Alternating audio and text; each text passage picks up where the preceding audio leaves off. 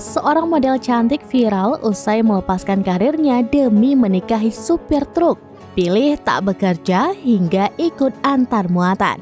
Cinta memang tak memandang paras maupun setara sosial. Itulah ungkapan yang tepat untuk menggambarkan kisah cinta Putri Listiana.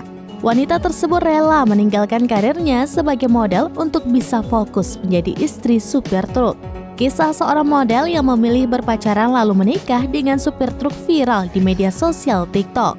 Model tersebut diketahui bernama Putri Listiana.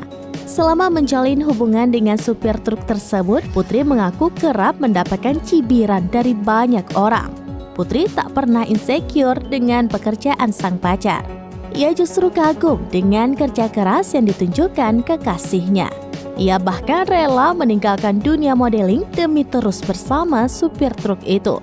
Pasalnya Putri mengaku kekasihnya itu kerap cemburu.